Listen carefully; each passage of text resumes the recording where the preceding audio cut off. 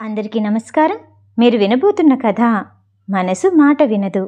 రచించిన వారు శ్రీమతి కళ్యాణి సోమరాజ్ గారు. కావ్య ఇంట్లో పండగ వాతావరణం ఏర్పడింది. కారణం తన చిన్నప్పటి స్నేహితురాళ్ళు ఏకమవటమే. ఒకే స్కూల్, ఒకే బెంచి మీద స్కూల్ జీవితం గడిపి ఆ తర్వాత దారులు వేరై పై చదువులకి దూరమైన స్నేహితురాళ్ళని ఒక్కటి చేసింది కావ్య ఇల్లే అయినా కలుసుకునేలా చేసింది మాత్రం రూప పెళ్ళి. వాళ్ళు విడిపోయే ముందరే వాగ్దానం చేసుకున్నారు, ఎవరు ఎక్కడున్నా సరే పెళ్ళిళ్ళకి మాత్రం అందరూ కలుసుకోవాలని. కావ్య ఒక్కతే ఈ కంట్రీలో ఉంటుంది. మిగిలిన వాళ్ళంతా రకరకాల దేశాల్లో చదువుల రీత్యా ఉద్యోగాలంటూ వెళ్ళిపోయారు. రూప కూడా పెళ్లి కాగానే భర్తతో ఆస్ట్రేలియా వెళ్ళిపోతుంది. అందుకని అమ్మాయిలందరికీ కావ్య ఇల్లు కేంద్రమైంది. కావ్యకి ఇల్లు ఇంత సందడిగా ఉండటం ఇష్టం. తల్లి చనిపోయిన తర్వాత అన్న అమెరికా వెళ్ళాక కావ్యకి తోడైంది ఒంటరితనమే. రూప పెళ్లికి స్నేహితురాళ్ళందరూ వస్తున్నారని తెలిసిన దగ్గర నుంచి కావ్య మనసు చాలా ఉత్సాహంగా ఉంది. 10 రోజుల ముందర నుంచి ఇల్లు అలంకరించటం మొదలుపెట్టింది. ఆ ఎదురు చూసిన రోజు రానే వచ్చింది. నిశ్శబ్దంగా ఉండే ఇల్లు చైతన్యంతో చిందులేస్తుంది. కావ్య కాఫీలు పట్టుకొచ్చింది నలుగురికి. అయితే ఎవరూ పట్టించుకునే స్థితిలో లేరు. అద్దం ముందు తోసుకుంటూ రెడీ అవుతున్నారు. బెడ్రూమ్ అంతా చిందరవందరగా పడేసిన డ్రెస్సులు, రూమ్లోకి రాగానే గుప్పుమని మత్తెక్కిస్తున్న పెర్ఫ్యూమ్స్. ఎవరికి ఎవరూ తీసిపోరన్నట్లు తయారవుతూనే ఉన్నారు. ఫ్రెండ్స్ని తృప్తిగా చూస్తూ. అమ్మాయిలు పెళ్ళి ఈరోజే, తలా ఒక కప్ అందిస్తూ అంది కావ్య. నువ్వేంటే కావ్య, మరీ ఇంత సింపుల్గా? మెడలో పాతకాలం నెక్లెస్ తీసేయ్, నా దగ్గరుంది, నేను వేస్తాను. సంధ్య కావ్యని పరిశీలిస్తూ అంది. హా, నేనెంత రెడీ అయినా మేలా అందంగా ఉండను, నన్ను ఇలాగే సింపుల్గా ఉండని, నిజాయితీగా అంది కావ్య. నీ అందం దగ్గరున్న వాళ్ళకి కానీ అర్థమవదు, ఇన్ బిల్డప్ బ్యూటీవి, దానికి ఏ అలంకరణ అక్కర్లేదు, జ్యోతి అంది. ఓహో, నా గురించి వదిలేయండి. ఇప్పటికే రూప దగ్గర నుండి 2 సార్లు మెసేజెస్ వచ్చాయి, త్వరగా రమ్మని. మనం ఈరోజు దాన్ని టెన్షన్ పెట్టకూడదు, త్వరగా ఫినిష్ చేయండి మేకప్ అంటూ కావ్య వెళ్ళిపోయింది. కావ్య ఇచ్చిన ఫైనల్ వార్నింగ్ అమ్మాయిల అలంకరణకి ఒక పులు స్టాప్ పెట్టింది. అంత హడావుడిలోనూ అందరూ కలిసి రూమ్స్ నీట్గా సర్దేశారు. ఇప్పుడే చెప్తున్నాను, పెళ్లి నుంచి రాగానే ఎవరూ నిద్రపోవటానికి వీల్లేదు. చాలా చాలా కబుర్లు చెప్పుకోవాలి. జ్యోతి ఆర్డర్ పాస్ చేసింది కారు దగ్గరికి నడుస్తూ. కావ్య, నీ పక్క సీటు ఖాళీగా ఉండటం ఏం బాలేదే అంది స్వాతి. ఖాళీగా ఎందుకుండటం, నువ్వొచ్చి కూర్చో. స్వాతి మాటలు అర్థమైనా కానట్లు అంది కావ్య. రూపకి పెళ్లి కాబోతుంది. మేం ముగ్గురం మా లైఫ్ పార్ట్నర్స్ని చూసుకున్నాం. నువ్వొక్కదానివే ఒంటరిగా ఉన్నావు అంది సంధ్య పెద్దరికంగా. నా ధ్యేయం మీకు తెలుసు కదే. ఏంటి, రీసెర్చ్ చేయటమా? అవును, మీరంతా ఇంజనీరింగ్ స్టూడెంట్స్ కాబట్టి త్వరగా సెటిల్ అయ్యారు.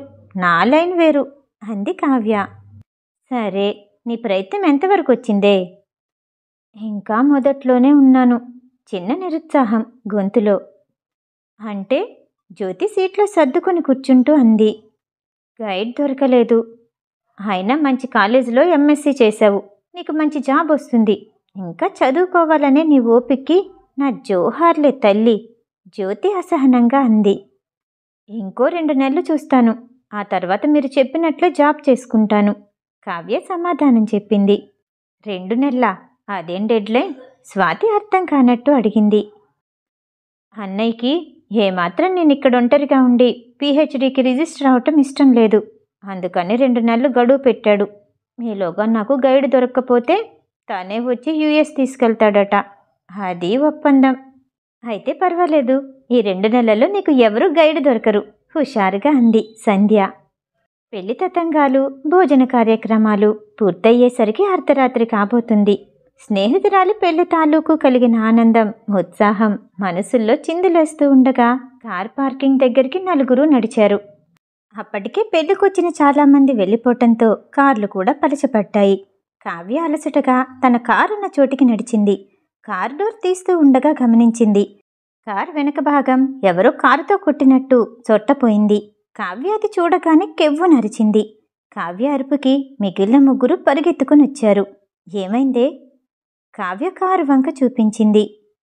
మై గాడ్, కొత్త కారు కదూ, సంధ్యకి ఆ కారు గురించి 10 సార్లు కావ్య చెప్పటం గుర్తుకొచ్చింది. ఈ కారు అన్నయ్య నా బర్త్డే గిఫ్ట్గా ఇచ్చాడు అంటూ మురిసిపోతూ పొద్దుట చెప్పింది. ఇంతలో వైట్ కారు వచ్చి ఆగింది. ఎవ్వరినీ గమనించే స్థితిలో లేరు అమ్మాయిలు. కారులో నుంచి దిగిన వ్యక్తి చొరవగా, ఈ కారు మీదేనా అడిగాడు. అవును, సంధ్య సమాధానం చెప్పింది. మీరు కారు పెట్టేటప్పుడు చూసుకోకుండా కారు పార్కు చేశారు. నా కారు బయటికి తీయటం కష్టమైంది. అప్పుడు మీ కారు కాస్త తగిలింది. ఆ విషయం చెప్పాలనే వెయిట్ చేస్తున్నాను అన్నాడు. అతని మాట పూర్తిగానే లేదు. మీరేనా ఈ నిర్వాకం చేసింది? నా కొత్త కారు వచ్చి 2 నెలలు కూడా కాలేదు. ఎంత సొట్టపడిందో చూడండి. పైగా సరిగ్గా పార్క్ చేయలేదని నాకే చెప్తున్నారా? చేసిన తప్పుని ఎదుటి వాళ్ళ మీదకి నెట్టడంలో మీకు బాగా చాలా చాతుర్యం ఉన్నట్టుందే. కావ్య కళ్ళల్లో నిప్పులు, మాటల్లో మంటలు. హలో మిస్, ఆగండి. నేనలా తప్పించుకునేవాడినైతే ఇంత రాత్రివేళ మీకోసం ఎదురు చూడాల్సిన పనేంటి? అతను అరచేతిని అడ్డు పెడుతూ అన్నాడు. ఏముంది, మా దగ్గర నుంచి డబ్బులు ఎదురు తీసుకోవటానికి. పెళ్లి మూడంతా పాడైంది మీ మూలంగా. నేను పెళ్లికే వచ్చాను. అతనిలో కూడా అసహనం తొంగి చూసింది. అయితే ఇంతకీ మీ తీర్పేంటి సార్? సంధ్య ముందుకొచ్చి అంది. తీర్పు కాదు, మీ కారుకి అలా జరిగినందుకు నాకు బాధగానే ఉంది. కానీ ఆ తప్పు నా ఒక్కడిదే కాదు, మీరు సరిగ్గా పార్క్ చేయకపోవటం కూడాను. ఈ దగ్గరలోనే మా షెడ్ ఉంది. అది వెంటనే బాగు చేస్తారు. మీకు అభ్యంతరం లేకపోతే అన్నాడు అతను.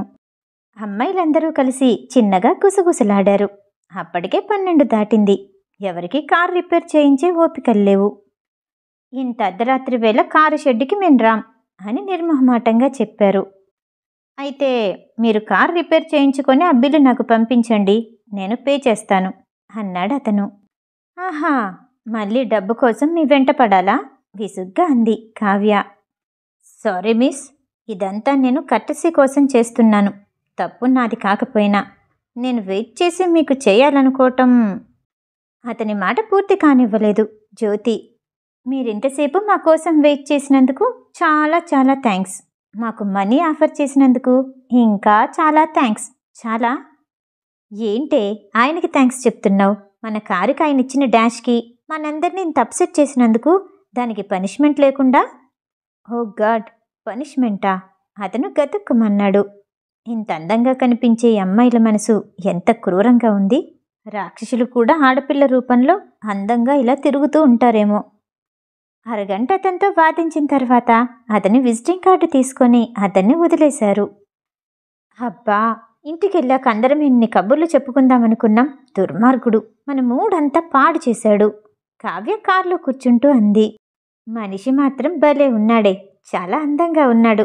ఇలా కాకుండా ఇంకొక రకంగా పరిచయం అయితే హీరో అనుకునేవాళ్ళం. స్వాతి మాటలకి అవును అని అందరూ నవ్వుకున్నారు. ఏమోనే, అతనెలా ఉన్నా నాకు మాత్రం విలన్. నా కొత్త కార్ని షెడ్డుకి తీసుకెళ్లేలా చేశాడు. నేనతన్ని క్షమించను, కావ్య కసిగా అంది. మరుసటి రోజు ఫ్రెండ్స్ అంతా వెళ్ళిపోయిన తర్వాత కావ్య బద్ధకంగాను దిగులుగాను పడుకుంది. అంతలో కారు విషయం గుర్తుకొచ్చింది. అతనిచ్చిన అడ్రస్ చూసుకుంటూ బయలుదేరింది. కావ్య ఇచ్చిన వివరాలు తీసుకుని ఫోన్లో ఎవరితోనో మాట్లాడాడు సూపర్వైజర్. మేడం, ఒక అరగంట వెయిట్ చేయండి అంటూ వెయిటింగ్ హాల్లో కూర్చోపెట్టి కూల్ డ్రింక్స్ పంపించాడు. కావ్య మనసంతా అలసటగా ఉంది. ఎంత త్వరగా కార్ రిపేర్ చేయించుకొని వెళ్ళిపోదామా అనుకుంటూ అసహనంగా కూర్చుంది. సెల్ మోగటంతో హ్యాండ్ బ్యాగ్లో ఉన్న సెల్ బయటికి తీసింది. ఈ సుధాకర్ ఎందుకో పిలుస్తున్నాడు అనుకుంటూ హలో అంది. నేను కావ్య, సుధాకర్ని. ఎక్కడున్నావు? క్లుప్తంగా జరిగింది చెప్పింది. నువ్వు గైడ్ గురించి మా అక్కని అడగమన్నావు కదా, ఆ విషయం నీకు చెప్పాలని ఫోన్ చేశాను. సుధాకర్ పూర్తి విషయం చెప్పకుండానే కావ్య మనసు చాలా తేలిక పడింది. రేపొకసారి మా ఆఫీస్ వైపు రాగలవా? అక్కడ అన్ని వివరాలు చెప్తాను. నిన్ను మా అక్క ఫ్రెండ్ దగ్గరికి తీసుకెళ్తాను. అలాగే, తప్పకుండా నీకు ఫోన్ చేసి వస్తాను. తన ఆశ నెరవేరుతుందంటే గడ్డి పరకనైనా పట్టుకోవటానికి సిద్ధంగా ఉంది కావ్య. కార్ రెడీ అయింది మేడం అంటూ కబుర్ రాగానే కావ్య హుషారుగా లేచింది. ఇంతకు ముందు కంటే శుభ్రంగా కడిగిన ముత్యంలా ఉంది తన కార్. దెబ్బతిన్న గుర్తులు ఏవీ లేవు. కొత్త కారులా మెరిసిపోతుంది. మర్యాద కోసం మనీ ఎంతైంది అంటూ అడిగింది. సార్ మీ దగ్గర డబ్బు తీసుకోవద్దన్నారు అంటూ వినయంగా చెప్పాడు సూపర్వైజర్. పోన్లే, ఆ మాత్రమైన మేనర్స్ ఉంది అనుకుంది కావ్య. కావ్య కథ మహాకావ్యం కాదు, అందరిలాంటి జీవితమే. కాసిన్ని కష్టాలు, కావలసినంత ఒంటరితనం. ఇవేవీ పట్టించుకొని నిర్లక్ష్యం. తల్లి బ్రతికున్నప్పుడు, అన్నతో కలిసి పెరుగుతున్నప్పుడు ప్రపంచంలో ఇంకా బాంధవ్యాలుంటాయని కానీ, ఉన్నాయని కానీ కావ్య మనసులో ఎప్పుడూ వచ్చేది కాదు. అందుకు కారణం ఉంది. జీవితంలో సగభాగం తీసుకోవలసిన తండ్రి తల్లిని వదిలేసి వేరే పెళ్లి చేసుకుని వదిలివేయటం, తమ కూతురు ప్రేమించిన వాడి కోసం చెప్పకుండా గడప దాటిందని అమ్మమ్మ తాతయ్యలు మొహం తిప్పుకోవటంతో కావ్య తల్లి శారదకి తను చిన్నప్పుడు బలవంతంగా నేర్చుకున్న సంగీతపు పాఠాలే ఆధారమయ్యాయి. శారదకు ధైర్యం ఎక్కువే, ఆధైర్యమే తల్లిదండ్రుల్ని కాదనుకునేలా చేసింది. ఆధైర్యమే భర్త వదిలి వెళ్ళినా సరే కన్నపిల్లల కోసం బ్రతకటం నేర్పింది. సంగీతంతో పిల్లలకి తిండి పెట్టగలదేమో కానీ వాళ్ళని చదివించి పైకి తీసుకురావటం కష్టమని త్వరగానే గ్రహించింది శారద. తన చదువు పక్కన బీఈడీ వచ్చేలా కష్టపడింది. బీఈడీ కంటే టీచర్ ఉద్యోగం రావటం ఇంకా కష్టమని త్వరలోనే గ్రహించింది శారద. కానీ అనుకున్నది సాధించటం ఎలాగో జీవితం నేర్పింది. సంగీత పాఠాలు చెప్పే ఒకచోట తన పరిస్థితి తెలియచేసి సిఫార్సు చేసేలా ప్రాధేయపడింది. ఆమె మీద ఉన్న గౌరవంతో పాటు ఆమెకి ఉన్న నేపథ్యం ఆమెకి ఆ ఉద్యోగం వచ్చేలా చేసింది. ఇక ఉద్యోగం శారద ఆర్థిక పరిస్థితిని మెరుగుపరిచేలా చేసింది. తన పిల్లలకి పాఠాలు ఎలా చెప్పాలో తెలుసుకునేలా చేసింది. చిన్నప్పటి నుంచే తల్లి పడుతున్న శ్రమని ఆకలింపు చేసుకోవటంతో శారదకి పిల్లల్ని చదివించటం కష్టమనిపించలేదు. శశాంక్ ఇంటర్ అవుతుండగానే మెరిట్తోనే ఇంజనీరింగ్లో చేరాడు. అన్న వెనకే కావ్య చదువుకోవటంలో మాత్రం తీసిపోలేదు. శారద ఆలోచనలెప్పుడు పిల్లలిద్దరి భవిష్యత్తు నిర్మాణంపైనే ఉండేది. ఏం చేసి వీళ్ళిద్దరిని తీర్చిదిద్దాలి, అహర్నిశలు అదే ఆలోచనలు.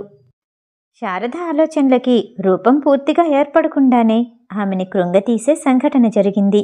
అది తల్లి తండ్రి ప్రయాణం చేస్తున్న బస్ ప్రమాదానికి గురయ్యి వారు అక్కడే చనిపోవటం. పెళ్ళయ్యాక శుభానికి అశుభానికి పుట్టిల్లు గడప తొక్కని శారద ఆ వార్త విని మొదలు నరికిన చెట్టులాగా కుంగిపోయింది. తను కాదనుకుని వచ్చేసినా, తన్ని వాళ్ళు కాదనుకున్నా ఎంతకాలం తన వాళ్ళున్నారన్న ధైర్యం ఒక్కసారిగా మంచులా కరిగిపోయింది. తల్లిదండ్రుల కర్మకాండల్ని దగ్గరుండి జరిపించింది. అప్పుడే శారదని సిగ్గుపరిచే మరొక విషయం జరిగింది. హిమాయత్ నగర్లో ఉన్న పాతకాలపు పెద్దిల్లు, శారదకే రాసి రిజిస్టర్ చేయించిన విల్లు, బ్యాంకు ఖాతాలో ఉన్న నగలు, డిపాజిట్స్ వాళ్ళ లాయర్ శారదకే అప్పగించాడు. హఠాత్తుగా ఆమె మీద కురిసిన సిరులు చిన్న చినుకుల్లా గిలిగింతలు పెట్టలేదు. పేను తుఫానులా ఆమె మనసుని ఉక్కిరి బిక్కిరి చేసింది. ఆ ధనం నాది అని గర్వంగా అనుకోలేదు. తను తప్పించి మరో వారసుడు లేకపోవటం వల్ల తల్లి తండ్రికి మరో దారి లేకపోయిందని చాలా రోజులు బాధపడింది. ఆస్తి శారద చేతికొచ్చినా సరే అది అనుభవించే ప్రయత్నం ఏమాత్రం చేయలేదు. శశాంక్ ఎంఎస్ చేయటానికి యుఎస్ వెళ్ళిపోవటంతో శారద దృష్టి కావ్య చదువు మీద పడింది. కావ్యని మెడిసిన్ చదివించాలని అనుకుంది. కానీ మెరిట్లో చాలా కొద్దిలో ఆమెకి మెడిసిన్ సీటు తప్పిపోయింది. కావ్య మరొక్క ప్రయత్నం చేస్తానంది. కానీ శారద ఒప్పుకోలేదు. పిఎస్సిలో జాయిన్ చేసింది. కొడుకు దూరంగా వెళ్ళిపోవటం, కావ్యకి అనుకున్న చదువు చెప్పించలేకపోవటం, తల్లిదండ్రులు ఈ లోకంలో లేకపోవటంతో శారద మనసులో నిస్పృహ బీజం పడింది. దానికి తోడు ఏదో తెలియని అనారోగ్యం శారదలో చైతన్యాన్ని పూర్తిగా తొలగించింది. శశాంక్ ఉద్యోగంలో చేరే ముందు ఇండియా వచ్చాడు. తల్లి ఇదివరకులా లేదని మొదటి చూపులోనే గ్రహించాడు. పట్టుపట్టి ఆమెని మంచి హాస్పిటల్లో అన్ని పరీక్షలు చేయించాడు. అబ్బా, నాకేం లేదురా, పనెక్కువై కొంచెం నీరసంగా ఉంది.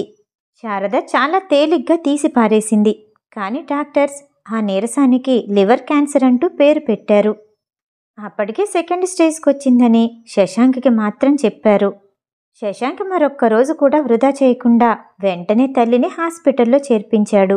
కొడుకు తన జబ్బు గురించి ఏమీ చెప్పకపోయినా సరే అది తను అనుకున్నంత తేలికపాటిది కాదని శారద గ్రహించింది. శారద కొంతకాలానికి కాలం చేసింది. శశాంక్ తన్ను తాను ఓదార్చుకుంటూ చెల్లెలి కన్నీళ్లు తుడిచాడు.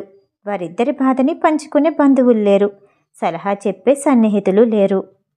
తల్లి చాటున బ్రతికిన పసితనం కావ్యది. బాధ్యతల మీద పడ్డ పెద్దరికం శశాంక్ది. భవిష్యత్ ప్రణాళికలు శశాంక్ నిర్ణయించుకున్నాడు. తల్లికి వచ్చిన పాత ఇల్లుని డెవలప్మెంట్కి ఇచ్చాడు. చెల్లెల్ని ఎంఎస్సికి కోయంబత్తూర్లో ఉన్న పిఎస్జిలో చేర్పించాడు. కావ్య అనుమతి తీసుకునే అమెరికా వెళ్ళిపోయాడు. కావ్య చదువులో పడి తల్లి జ్ఞాపకం వచ్చినప్పుడే బాధపడుతోంది.